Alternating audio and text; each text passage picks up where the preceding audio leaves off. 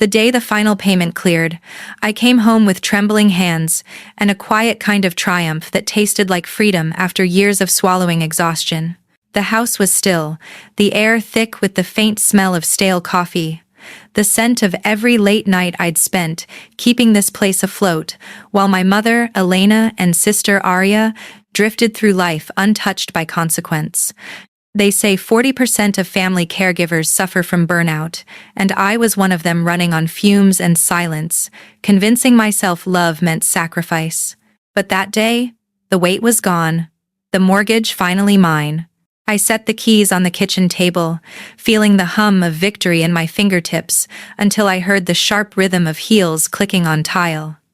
Elena appeared, smile polished and cold. "Perfect," she said. "Now hand over the keys. This house belongs to your sister." I froze. Arya floated in behind her, camera raised, chirping to her followers. "And here's my new place." As if the walls I'd painted at midnight were just another prop for her feed. I felt the room tilt, my chest tightening under the weight of erasure. Elena's fingers tapped the counter like a countdown. "Don't make this dramatic. You've done your part. Now let Arya live the life she deserves." I wanted to scream, but years of being the responsible one had trained me into silence. Arya smirked. "Relax, sis. You'll figure something out. You always do." And maybe that's when something inside me broke, not loud, not visible, but deep. I leaned forward, voice low and steady, and whispered 4 words that stopped my mother mid-smirk. "Check your certified mail." The silence that followed was heavy, electric. Arya laughed it off, but Elena's eyes flickered with recognition. She knew I never spoke without reason. What she didn't know was that I'd been preparing for this for months. The first night she'd hinted about signing the house over, I'd gone online, scrolling through Reddit's AITA threads, reading stories of people reclaiming what was theirs, and one line had stuck with me. "You're not cruel for closing a door that keeps stealing your peace." That night, I emailed Liam Harper, a real estate attorney, and together, we built a plan, quiet, methodical, legal, every safeguard, every notice, every signature, waiting for this day. So when I spoke those words, I wasn't bluffing. Later that night, the house was silent again, except for the hum of the fridge and the faint buzz of my phone screen. I could still hear Arya laughing upstairs, probably planning another post about her new home, while Elena moved through the hallways like a queen rehearsing control. But they didn't see it yet. The storm I'd built beneath my silence. Years of invisible work had turned into power they couldn't recognize. When Elena's finances had first crumbled, I'd stepped in out of love. Now, that love had hardened into clarity. I wasn't the daughter who said yes anymore. I was the woman who finally meant it when she said no. And as I turned off the lights, I felt it, the calm before everything changed. When my mother's finances first collapsed, it didn't happen with a bang. It unraveled slowly, like a frayed thread no one noticed until the whole fabric started to tear. Bills began stacking on the counter, envelopes tucked beneath glossy magazines, as if hiding them made the debt disappear. "Everything's handled," Elena would say with her usual grace, pouring herself another glass of wine while I quietly worried over the numbers. I was the one who finally walked into the bank, who saw the letters stamped in red, who sat across from a loan officer and signed my name on a mortgage that wasn't mine. It was supposed to be temporary, a bridge until she got back on her feet. But bridges, I learned, can turn into prisons when you're the only one holding the ropes. I took extra projects, skipped vacations, and turned down promotions that required relocation because I couldn't leave her and Arya behind. At first I believed I was being the dutiful daughter. Later, I realized I was being the family's insurance policy. My life became a schedule of endurance. I woke up at 5 a.m. to answer emails before work, logged back in after dinner, and fell asleep in front of a glowing screen. I drank so much coffee that the bitter taste felt like part of my bloodstream. When I read that 38% of family caregivers report severe burnout, I laughed because I was sure I made up the other 62%. I thought my exhaustion was normal, an act of love that didn't require applause. But love, in my family, was a transaction measured in silence. Elena never thanked me. She would say things like, "You're so lucky your job pays well," or, "You're good with numbers, you don't even feel the pinch." She said it so many times that even I started to doubt the pain in my chest. Arya was different. The chosen one. The dreamer. When we were kids, she'd forget her school projects, and I'd stay up helping her finish them. Mom would beam at her the next morning, saying, "See, Arya? I told you it would all work out." It always did. Because I made it work out. That pattern never changed. When Arya dropped out of college to start an eco-jewelry business, Mom called it visionary. When that failed, it became a pop-up boutique, then a YouTube wellness channel, then nothing. Each time she fell, Elena rushed in with words that disguised pity as pride. "She's too creative for a normal job," she'd say at family dinners, smiling as if Arya's instability was a sign of genius. Meanwhile, I paid the bills. Quietly. Relentlessly. It wasn't just the money. It was the weight of being unseen. Relatives would call Elena a strong woman for raising 2 daughters on her own, never realizing that I was the one covering her credit card debt. When she hosted dinners, she would boast about Arya's latest venture while I washed dishes in the background. "Nora's doing well," she'd add casually. "She doesn't need much." It was her way of making sure no one asked too many questions. My sacrifices were invisible by design. Proof of my reliability. Not my value. The worst part was how normal it became. I'd convinced myself that love looked like carrying the weight so others could walk freely. That stability was my role in this family's theater. But one night, when the power was cut off because I'd missed a payment deadline after working 70 hours that week, I sat in the dark and realized something terrifying. No one else even noticed. They didn't ask why the lights were out, they just assumed I'd fix it. And I did again. After that night, I started documenting everything: receipts, transfers, messages, late-night repairs. Not because I expected gratitude, but because I was beginning to see a pattern I couldn't unsee. It wasn't just negligence, it was narrative. Elena had been building this story for years. Arya, the golden child destined to shine, and me, the silent worker who would quietly disappear once the curtain fell. "One day, this house will be your sister's start," I overheard her say once, her tone gentle, prophetic. I was standing right there, holding a can of paint, and she didn't even flinch when she realized I'd heard. My name was on the mortgage, but in her mind, I was just the caretaker. That realization broke something in me, but it also woke something else. At first, I didn't know how to process it. I tried journaling, but the words blurred into anger. I tried pretending it didn't matter, but every time Arya called the house her future home, it felt like a slap. So I turned to the internet. I'd heard of Reddit's AITA threads, but never really explored them. One night, I typed, "Family took advantage of me," into the search bar. Hundreds of stories appeared. People just like me, overworked, overlooked, gaslit by their own blood. I spent hours reading, sometimes crying quietly at the glow of my phone. One story in particular hit me. A woman who had paid off her mother's debts, only to be told the house belonged to her younger brother. She evicted them, legally, and was branded heartless.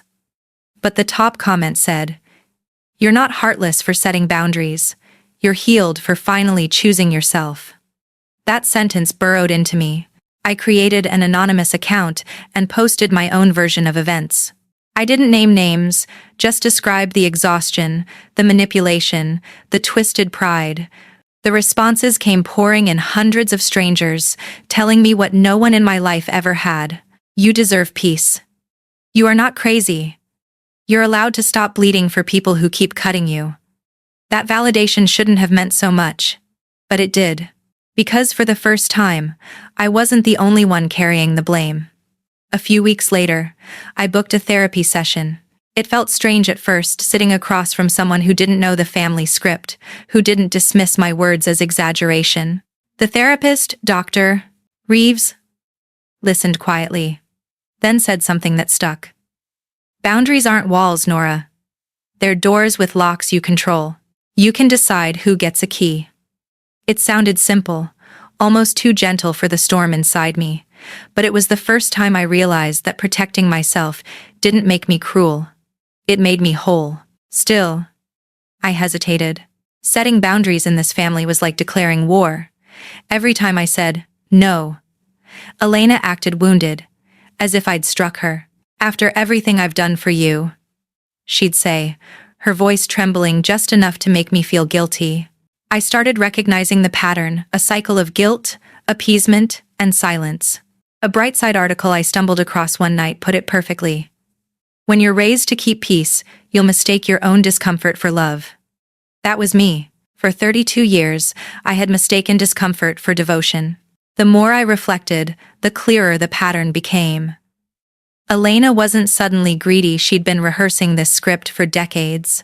Every temporary favor I did, every loan I covered, every just for now, turned permanent, was part of a story she told herself.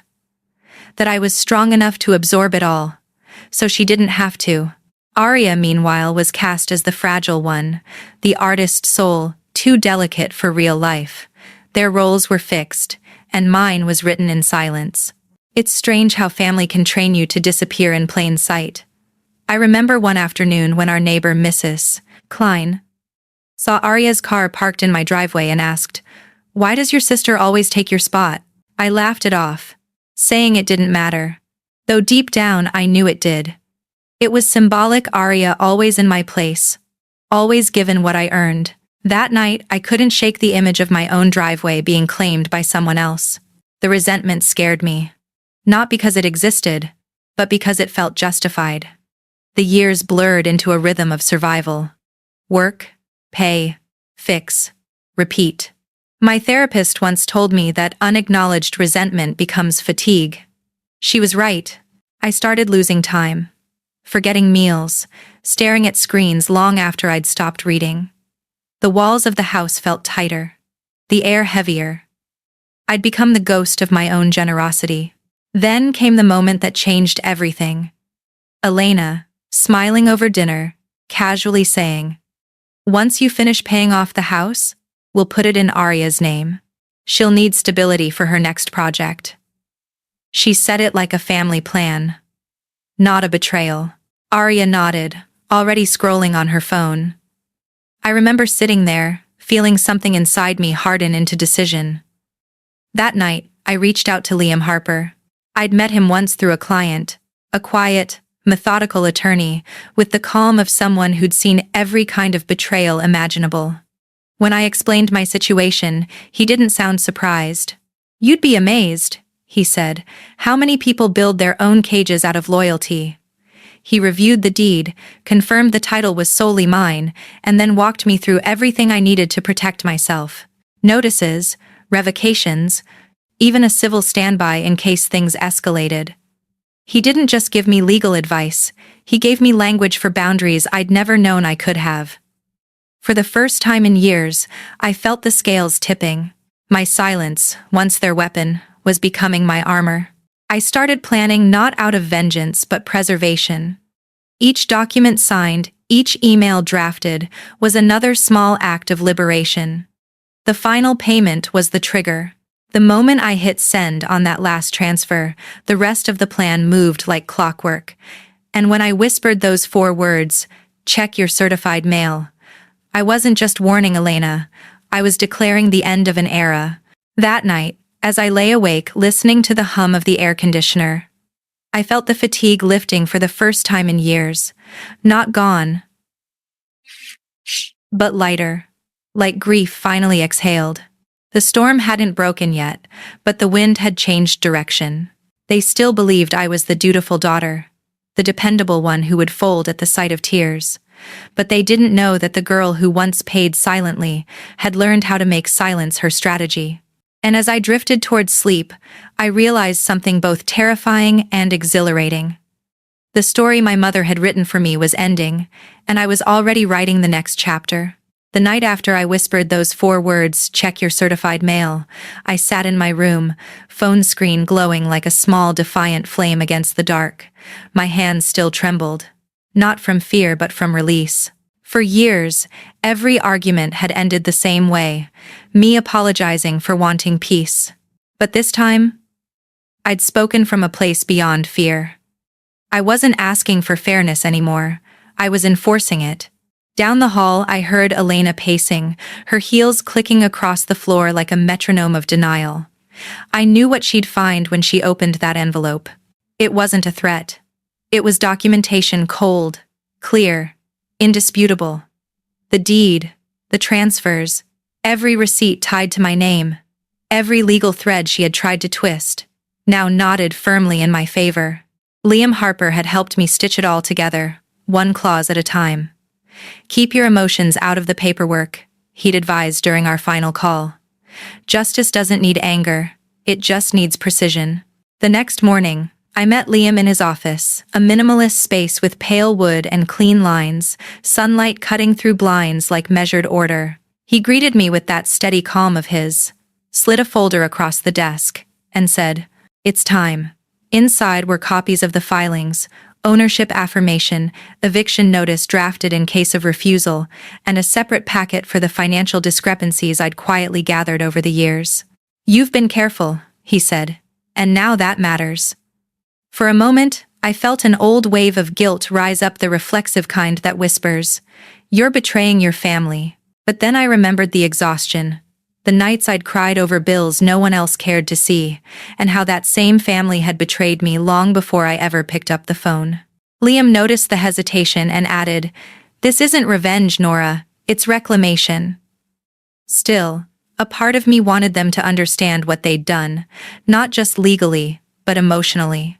That's where the other part of the plan came in. I wasn't naive. I knew exposure hit harder than paperwork. I'd been watching enough Storytime and family drama channels on YouTube to understand one thing. When truth goes public, control dissolves. I didn't want to humiliate them, but I wanted them to face the mirror. So I drafted a post, not under my real name, but under the pseudonym House of Ashes, a poetic nod to what our home had become. I wrote everything, the years of sacrifice, the favoritism, the final betrayal. It wasn't sensationalized, just factual and raw. I didn't name them, but anyone who knew would understand. I saved it as a draft, ready to post if things turned ugly. By the end of the week, things did turn ugly. Elena called a family dinner. Her voice over the phone was calm. Too calm, the kind of calm that comes before a storm. "Let's talk this out as adults," she said, as if the years of manipulation were just misunderstandings. Arya chimed in with her rehearsed optimism. "We can work it out, sis. You don't want this to get messy online, right?" That last word made me laugh out loud. They were worried about appearances, not consequences. That evening, I dressed deliberately, nothing fancy, just a dark blouse and jeans. I wanted to look like myself, not a version edited to fit their narrative. The kitchen was set up like a stage when I arrived. Candles lit, wine poured. Arya's phone propped discreetly against a vase, camera facing us. I knew that trick well. She'd been recording family content for years, cutting it into cheerful reels that erased any tension behind the scenes. I sat down without a word. Elena started the performance first. "I got your little letter," she said, tone sugar-coated with venom. "I don't know what you think you're doing, but this is still my house." Her voice cracked slightly on the last word, a tell I'd learned to recognize. Arya reached out like a peacemaker, her manicure glinting under the light. "Nora, you're overreacting. You've always been dramatic when you're tired. You just need rest. Maybe therapy again?" The word therapy hit different this time. They used to weaponize it, turn my healing into evidence of instability. But therapy had made me sharp, unshakable. I looked at her, then at the phone camera she thought I hadn't noticed, and said calmly, "You might want to stop recording. What's coming next isn't going to fit your narrative." Arya blinked, confused, then reached to grab the phone. I continued, "That mail you both ignored? It wasn't just a reminder. It was the official documentation confirming this property belongs solely to me. Every cent I paid, every signature verified. You've been living in my house." The room went dead quiet. The only sound was the hum of the refrigerator, low and steady like a heartbeat. Elena's face hardened, then softened, then cracked into disbelief. "You wouldn't," she whispered. "Family doesn't do this." I leaned forward, voice steady. "Family doesn't use each other as collateral, either." Arya's composure started to slip. "So what now? You're kicking us out. You're just going to throw away your own family for what money?" I wanted to say for peace, but I just looked her in the eye and said, "For truth." Elena stood abruptly, the wine glass clattering against the table. "You've always been ungrateful, Nora. Everything I did was for you. You think paying a few bills makes you a saint? You'll regret this when you're alone." Her words hit their mark, but not the way she intended. Because loneliness wasn't new to me, it was the only honest thing I'd ever inherited. I stayed silent, let her anger bounce off me. Then, slowly, I pulled out my phone, opened my email, and hit send. One message, one trigger sent copies of every document to both of their inboxes, plus the bank, the attorney, and a backup address Liam had set up. I didn't need to raise my voice. The paperwork would speak louder than anything I could say. Elena saw the notification flash on her phone, her eyes widening as she opened it. The silence stretched long enough to feel like a lifetime. "You sent this too," she began, but her voice faltered. She knew it was over. I could almost see the realization flicker in her gaze, the empire of manipulation crumbling under the weight of facts. Arya looked between us, panicking. "Mom, do something!" Elena turned to me, her last weapon pity. "You'll destroy this family, Nora." "No," I said softly. "I'm setting it free." She stared at me like she didn't recognize the woman in front of her. Maybe she didn't. Because the version of me she'd built, the obedient daughter, the fixer, was gone. In her place stood someone calm, certain, and unafraid of silence. After that, I stood up, picked up my keys, and walked to the door. Behind me, I could hear Arya crying, Elena muttering something about betrayal. But I didn't turn around. Outside, the night was still, the air heavy with that faint scent of rain and release. I sat in my car for a moment, letting the quiet wrap around me. Then, I opened my phone and made one last call to Liam. "It's done," I said. "Good," he replied. "Now let the process do its work." There was something grounding about his certainty. The legal gears were already turning, letters filed, notifications sent, safeguards in place. The rest was just time. But as I sat there in the silence of the car, watching the light flicker through the windows of the house I'd built and bled for, I felt something unexpected: grief. Not for them, but for the version of me that had believed love meant endurance. The version that mistook silence for strength. Psychologists say betrayal trauma leaves neural scars that, being chronically used or manipulated by someone you trust, activates the same regions of the brain as physical pain. I believed that now. The ache wasn't sharp anymore. It was dull, ghost-like, but still there. I remembered reading a Brightside article once that said, "Healing doesn't mean forgetting what broke you, it means remembering without letting it define you." I wanted that. I wanted to be free without needing revenge to justify it. Still, the internet part of me, the one who had spent months scrolling through AITA and revenge posts, couldn't help but smile at the poetic justice. I imagined what would happen when their story leaked. I didn't even need to post it myself. Truth had a way of finding oxygen. And when it did, it would burn. Maybe someone would make a YouTube video about it. Daughter outsmarts narcissistic family. The legal plot twist you won't believe. Maybe it would go viral. Maybe people would see it and whisper, "Good for her." But that wasn't the goal. The goal was peace. That night, before going to bed, I checked my phone one last time. The post I'd saved under House of Ashes still sat in drafts. I hovered over the publish button for a moment, then locked my phone and set it face down. I didn't need the world to see the story, not yet.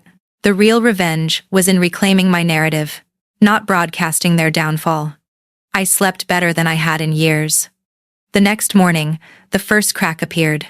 Arya's followers began flooding her latest video with questions. Someone had leaked screenshots, bits of the documents, snippets of conversation. I didn't do it, but I knew exactly who had. Liam's paralegal had filed the notice through public record. Legality had become exposure. The story was out there now, reshaping itself in whispers and reposts. Elena would have to answer questions she couldn't script her way out of. And as I watched the comments multiply, I realized something profound. Sometimes, justice doesn't roar. It echoes. Dawn arrived without ceremony, just a pale wash of light sliding across the floorboards I had once scrubbed on my hands and knees, the house eerily silent, except for the ticking of the clock that marked the moment everything changed. Outside, dew glistened on the grass like a quiet audience waiting for the curtain to rise on the final act. I stood by the front door, coffee in hand, watching steam coil into the morning air, my pulse steady in a way it hadn't been in years. The courier's envelope was taped neatly to the door. Notice of revocation of license to occupy, the words printed in bold authority. I didn't need to open it. I knew every line by heart. Behind me, the house was unnervingly calm, stripped of noise, stripped of excuses. The walls, once coated with the sound of Elena's criticism and Arya's self-congratulatory laughter, now held only my breath. When the locksmith's van pulled into the driveway, followed by a patrol car for civil standby, I exhaled. It was routine for them, but for me, it was rebirth. The officer greeted me with professional detachment. "Morning, Miss Lane," he said. "Everything ready?" I nodded. More than ready. As the locksmith got to work, the sound of metal on metal echoed through the house, each click of his tools carving new boundaries between past and present. A door opened behind me. Elena's voice, groggy but sharp. "What's going on?" She was in her robe, hair tangled, her authority dissolving under the weight of reality. Then she saw the officer, the envelope, the tools, and the truth unfolded in her trembling hands. You can't do this." Her voice cracked, the words stumbling over disbelief. I met her eyes and said evenly, "It's already done." Arya appeared next, her phone clutched like a weapon. "You're insane," she spat. "This is illegal. You can't just—" The officer interrupted calmly. "Ma'am, this property is under lawful possession of Miss Lane. You'll need to leave." The silence that followed was the kind that makes your bones ring. Elena's lips quivered as she read the notice, each word slicing through the illusions she'd nurtured for decades. "Check your certified mail," I reminded softly, the same 4 words that had started it all. Her eyes darted across the page, and when she finally understood, her knees wavered. Arya's outrage turned into disbelief, then fear, then a kind of hollow laughter. "You think this makes you strong?" she sneered. "You'll end up alone like always."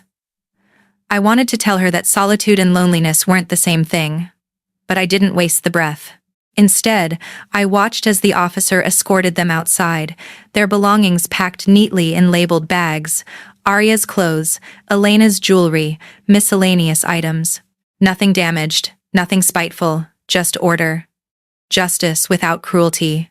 When the locksmith replaced the final lock and handed me the new keys, I felt an invisible weight slide from my shoulders. For the first time, the house wasn't a battlefield, it was mine. The officer gave a polite nod before leaving, and as his car rolled down the street, I closed the door behind me. The quiet that followed wasn't heavy, it was pure. By afternoon, the fallout began to ripple through the family, like a rumor soaked in gasoline. My phone buzzed endlessly, messages from cousins, aunts, and old family friends who'd only ever heard Elena's version of the story. "I didn't know you paid for everything," one cousin wrote. "She told us it was her investment." Screenshots of receipts, mortgage statements, and title deeds were already circulating online. Someone had found the filings through public record and shared them in a local Facebook group. I hadn't posted a thing, but the truth had found its way into daylight. The comments were a mix of shock and vindication. Good for her. Took her long enough. You can love family and still say no. Each one felt like a small patch on the years of gaslighting I'd endured. That night, I joined the online support group that had quietly held me together in the background, the same community that had inspired me months ago. I wrote, "It's done. I finally set boundaries that don't bend." And messages of warmth poured in from strangers who understood the unspoken grief of reclaiming yourself. "You didn't lose family," someone replied. "You just stopped renting space to the wrong people." I didn't cry, but something inside me unclenched. The next morning, sunlight spilled through the windows like a benediction. I painted over the floral wallpaper Elena had loved, a suffocating pattern of vines and roses, and replaced it with soft ivory. The scent of new paint filled the air, clean and fresh, like a house exhaling after years of stale tension. I turned the guest room into a workspace, added plants by the window, and strung soft lights along the wall. When I opened my laptop, the glow didn't feel oppressive anymore. I began freelancing again, something I'd put aside to care for them, and every keystroke felt like a small declaration of independence. My therapist, Dr. Reeves, smiled during our session later that week. "You've done something most people never do," she said. "You didn't just draw a boundary, you enforced it." She reminded me that reclaiming peace isn't selfish. It's survival. I nodded, realizing how deeply I'd confused endurance with love. That night, I received an email from Liam. Case closed. All documentation finalized.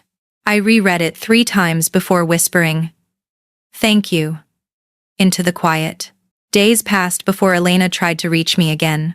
Her messages started polite requests to talk it through, to find understanding, then turned bitter when I didn't reply. Finally, she showed up one afternoon with Arya in tow, both dressed in forced smiles that didn't reach their eyes. "Nora," Elena began, her tone syrupy. "We need to move forward as a family. People are talking." Arya added, "You've made your point. Let's not embarrass everyone further." I looked at them standing on the porch, still performing unity for appearances, and I realized they hadn't learned they were just regrouping. "Moving forward means therapy," I said calmly, "joint and individual. And an apology that names what you did, not what you wish I'd forget." The smiles faltered. "And," I added, "you never mention this house again." The silence between us thickened like fog. Elena's composure cracked. "You'd make your own mother beg?" "No," I said softly. "I'd make her honest." They left without another word, and as the door shut, I felt no triumph, only peace. Later that week, I went to the notary to finalize my estate plan, ensuring the house would never fall back into the wrong hands. I left a copy with Liam, another in a safe, and walked out into the crisp afternoon, feeling lighter than I could remember. The house wasn't just a structure anymore, it was a promise, one written in every choice I'd finally made for myself. Weeks later, I posted a short message in the support group. "Freedom smells like fresh paint and lemon cookies." One of the regulars replied, "Freedom sounds like locks clicking." I smiled. They were both right. Life didn't become perfect, it became honest. The isolation I'd once feared turned into solitude I could breathe in. Friends visited, laughter returned.